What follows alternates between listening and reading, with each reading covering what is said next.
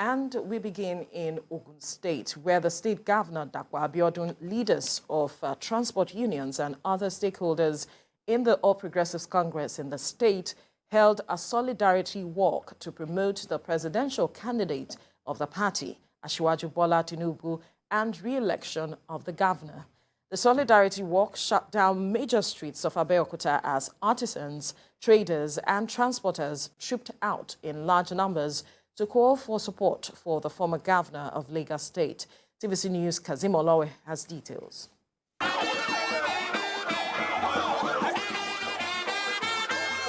These are stakeholders in the All Progressives Congress in Ogun State and supporters of the state governor, Dakwa Abiodun, and the presidential candidate of the All Progressives Congress, Asiwaju Bola Tinubu. They embarked on solidarity walk to show their love and called for support for the candidates of the party.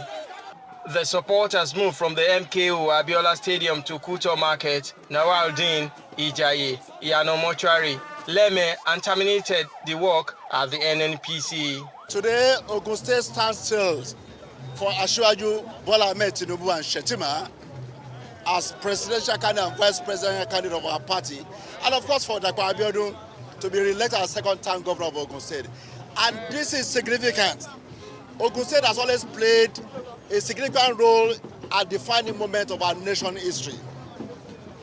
Our illustrious sons and daughters, their interventions have defined the moment. And today, Ogun State people are coming out in large number across different strata. Different Nollywood stars and musicians participated in the walk, and they also called for support for Asiwaju Bola Tinubu and the governor of Ogun State, Dakwa Abiodun, ahead of the 2023 election.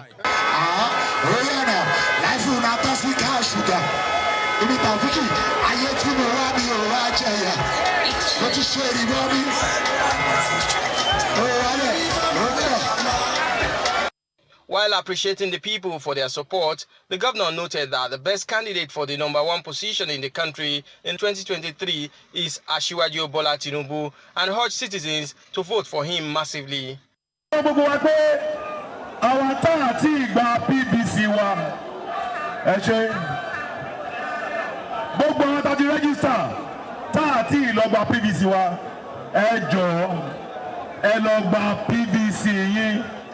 What you call PVC? They don't know PVC.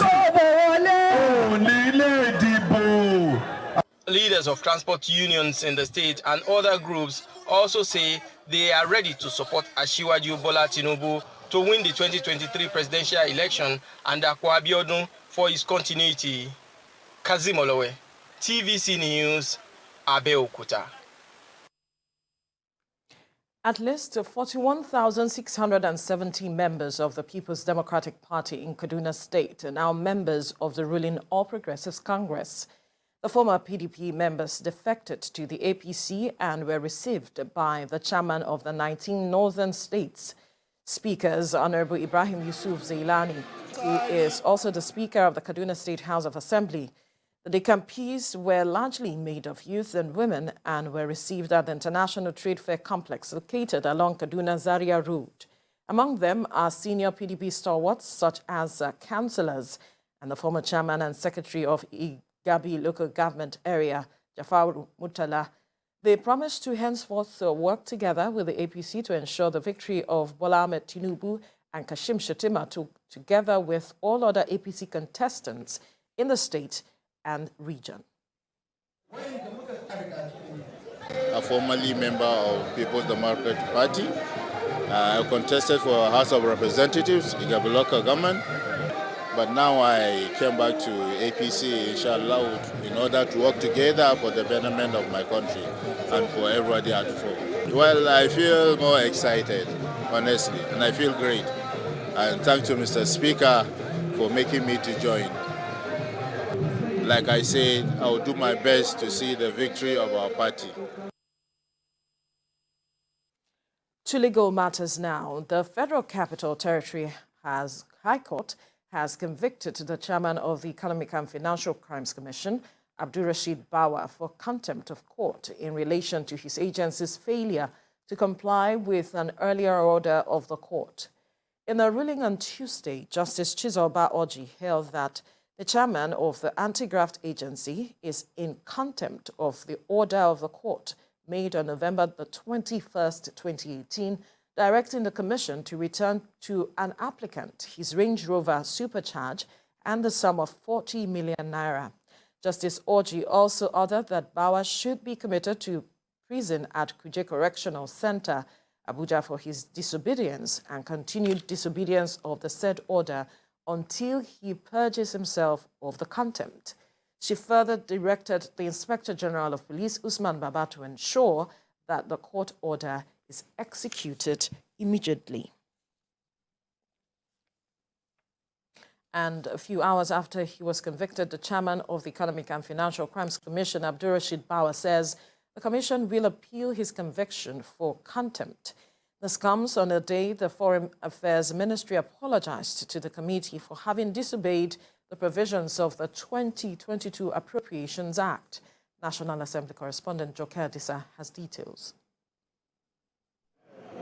The conference rooms are still very much busy as MDAs continue to make appearances before their respective committees.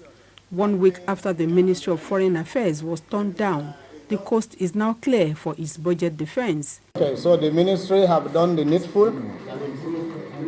Yeah, they have done the needful. On the 3rd of November, they have communicated all the embassies to start adhering to the to Section 10 of the Appropriation Act. Maybe prodigal sons, but we certainly are always ready to learn and to change.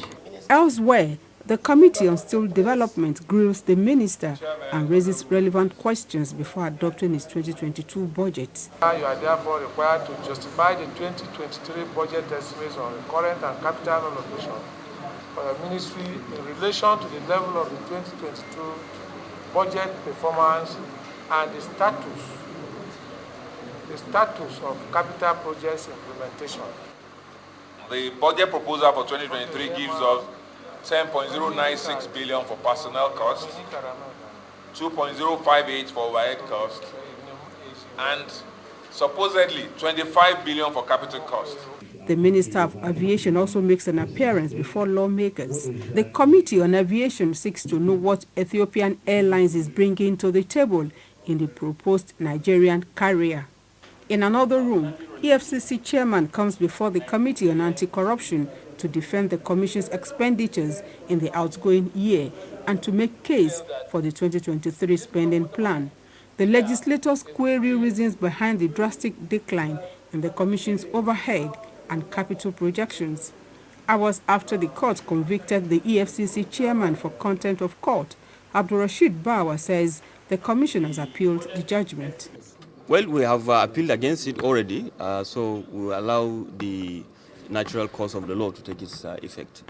All standing committees of the House have up until next week Monday to conclude all legislative work on the 2023 appropriation bill with their relevant MDAs. Joke Edsa, TVC News, Abuja. There is yet another security advisory issued by the United Kingdom Foreign Commonwealth and Development Office, which has now updated its travel advice for Abuja from amber to green. The new advisory is contained in a statement where it warned British nationals to avoid 22 states in Nigeria.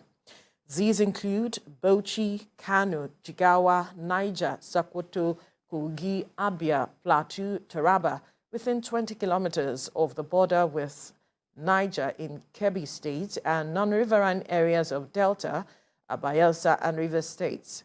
The FCDO also advised against all travels to Borno, Yobe, Adamawa, Gombe, Kaduna, Katsina, Zamfara states, and the riverine areas of Delta, Bayelsa, Rivers, Akwa Ibom, and Cross River states.